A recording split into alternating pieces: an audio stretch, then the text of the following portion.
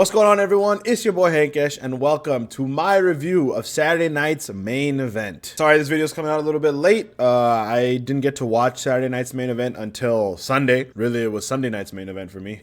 But yeah, I finally watched the show, so now I'm going to tell you what I liked about it, what I didn't like about it, and to be honest, it was a pretty good show. But before we dive deep into it, I have to get my plugs and everything in. So if you haven't hit the like button already, hit the like button on this video. Also subscribe to my channel. I want to build a community where we can talk about this big thing that we love called professional wrestling. So please do hit that subscribe button. Also go check out my TikTok page. There I post some short skits and some other, short form content. So if you are a fan of the channel, please go follow that. Go drive up my engagement on those posts. It only helps bring more people to the channel. I would really appreciate it a lot if you guys went to check that out. All right, plugs out of the way. Let's get into the show. So the show kicks off on what was supposed to be a match between Cody Rhodes and Jacob Fatu, but instead we got an absolute beatdown. I mean, these guys did not wait for the bell. Jacob Fatu just attacks Cody Rhodes while he's making his entrance, and they were just brawling all over the arena. They went into the crowd, they went up the stairs, they went into the concourse area. Cody Rhodes even grabbed a beer from the concessions area and just smashed it on Jacob Fatu's head. They eventually brought the fight back into the arena, into the fans, into like the tech booth area, I believe, and that's when Drew McIntyre reared his big, ugly, long-haired head into this fight. Took out both Cody and Jacob and stands tall. At first, I was kind of disappointed that we didn't get the match because I was looking forward to seeing Cody Rhodes and Jacob Fatu have a match in a ring. But in hindsight, if we had that match, I feel like a lot of other matches would have, lacked the time that they really needed to be really good matches that they were on this card. So after finishing the show, I'm kind of glad that they didn't have their match. Instead, they opted for this beat up around the arena thing because it accomplished the same goal, showing the hate that Jacob and Cody have for each other, and then it also just established Drew joining the fray for them. I'm fully expecting them to cross paths in the Rumble match next Saturday. Low-key, I could see this feud going into WrestleMania because Jacob and Cody, it has the legs, I think, to go to Mania, especially if the reports are true that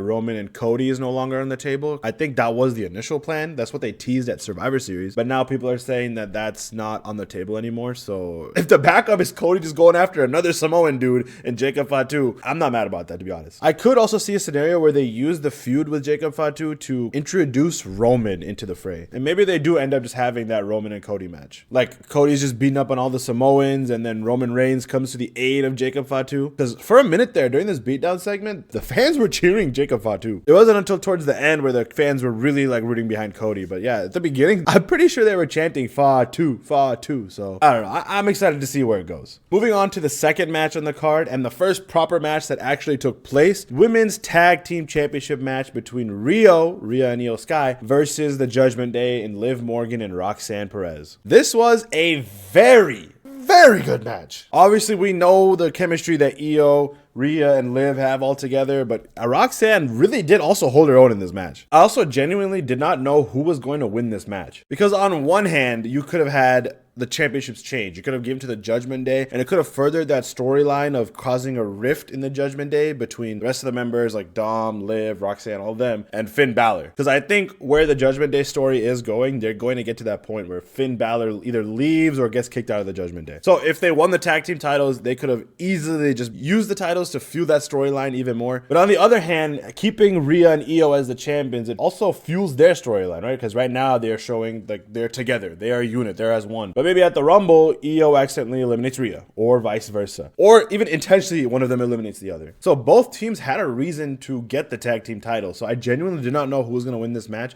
It ended up being Rhea and Io. But yeah, very good match, very interesting match. I believe Rhea and Io are going to go on and face Julia and Kiana James. They won their #1 contendership match on SmackDown a couple nights ago, which I'm excited for because in my SmackDown review, I did say that one way to really showcase Julia's talent is put her in the ring with Io Sky. And now they're going to be sharing a ring in due time, so I'm very excited for that. Two Japanese wrestlers doing Japanese wrestling. It's going to be a ball watching that. As for the Judgment Day, I don't know where they're going to go with that. I could see a world where Liv eating the pin maybe causes even more fracture within the Judgment Day. Like maybe instead of the storyline being Finn leaving the Judgment Day, maybe it's just the entire Judgment Day as a whole just falls apart. Like Liv blames Roxanne, then Roxanne comes back and blames Liv, and then Raquel has to choose a side. Raquel will obviously choose a side, and then that means two members are gone because obviously Finn and Dom are also going to have their feud. I don't know. It has me interested. As soon as Liv Morgan made her return at Survivor Series, that Judgment Day really has been a lot more interesting on Mondays. We'll probably see some shenanigans for them on the Royal Rumble as well. So let's look forward to that. Yeah, but just to kind of wrap things up with this match, great match. In my opinion,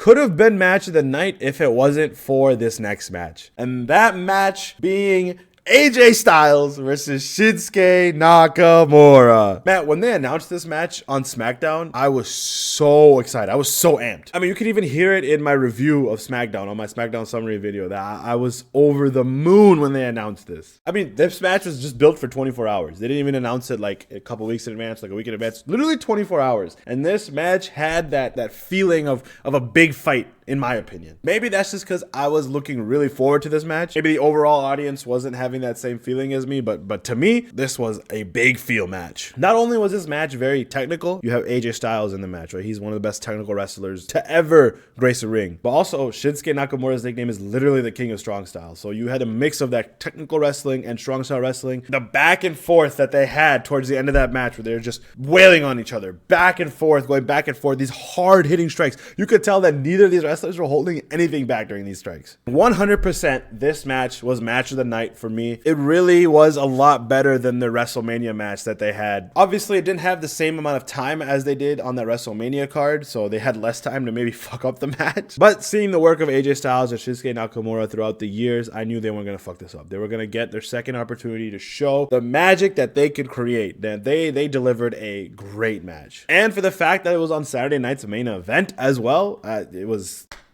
I applaud both these workers. The whole storyline going into the match was that Shinsuke wanted to make sure that AJ was ready for Gunther, that AJ was still phenomenal. So the ending of the match, in my opinion, was pretty predictable. Like, AJ Styles is going to win. But even with that predictable ending, this match was still very up and down roller coaster. Like, very good. These men are some of the best to ever do it. And it's also a little bit of a redemption for Shinsuke Nakamura, because he hasn't always been the most well booked on the WWE cards. So this was also a really good look for Nakamura. I feel like I'm just going in circles talking about this match. Like, just remembering this match, thinking back to this match, even though I just watched it a couple hours ago, it was something, man. These are two of my favorite wrestlers, so I'm literally at a loss for words on what to talk about for this match. But yeah, great match of the night. We'll leave it at that. And finally, the main event of this card was the #1 contendership fatal 4-way match for the WWE Championship with Sami Zayn, Damian Priest, Trick Williams, and Randy Orton. It was a good match. There were some spots that seemed a little bit rough, but obviously that's a given with 4 people. Like, there's a lot to control in that match. The match definitely ended quicker than I thought it was going to. Like, the ending of the match was a little bit awkward, in my opinion. The winner of the match, Sami Zayn, was pinning Damian Priest, and it looked like Randy Orton was supposed to break up the pin, but I guess he got into the ring, but then was supposed to be too tired and didn't break it, and Sami Zayn won. I don't know. I think it's just the way that the camera framed that moment. It seemed like we were supposed to get a break over that pin, and then it wasn't. So I was a little bit confused when the ref hit 3 and Sami Zayn won. I thought it was a mess up, so I wasn't really celebrating at first, but then eventually they're like, yeah, Sami Zayn won, which I am happy for, because Sami Zayn, he's getting a little bit of a character shift, so this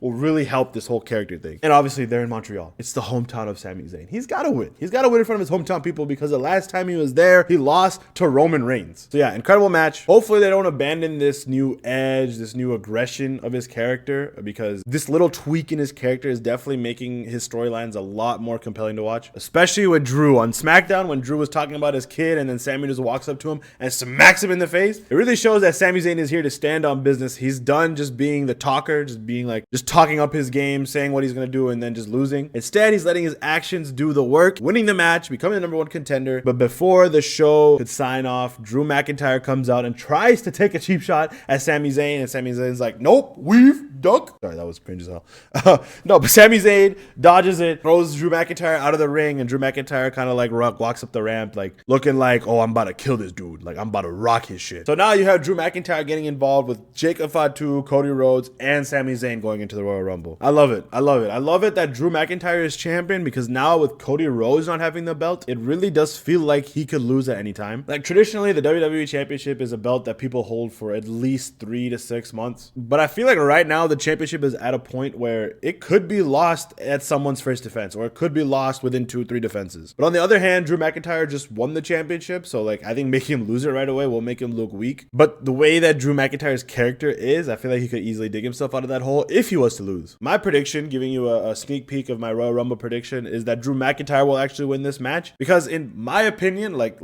my headcanon storyline, I feel like Sami Zayn's first title win needs to be in Montreal. I think the Montreal crowd crowd will go a lot crazier for Sami Zayn than the Saudi Arabia crowd. Maybe I'm delusional. Maybe I'm just fantasizing about that because I just remember how rabid that Montreal 2023 Elimination Chamber crowd was. And like how they were ready to blow the roof off that building if Sami Zayn was the one that dethroned Roman Reigns. But I don't know. I just feel like a world title win, like his first world title win in Montreal, will be a lot more meaningful than his first world title win in Saudi Arabia. Then again, it's Saudi Arabia. You know, they have a lot of money. They could tell the WWE to be like, hey, make sure Sami wins. I don't know.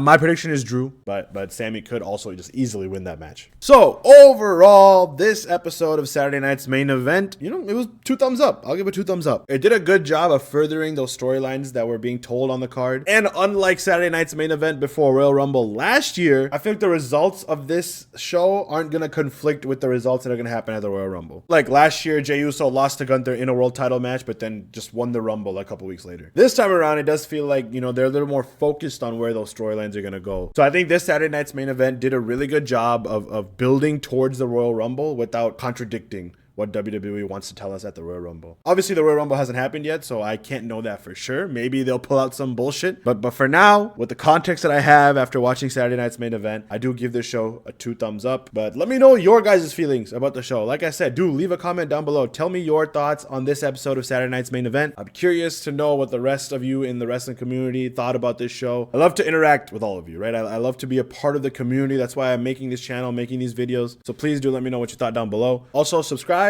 like, and go follow my TikTok page, please. With that, I'm done. Hopefully you guys have a good rest of your day or night whenever you're watching this. And I will see you guys in the next video, probably right after Monday Night Raw. So yeah, cool. Take care. Bye.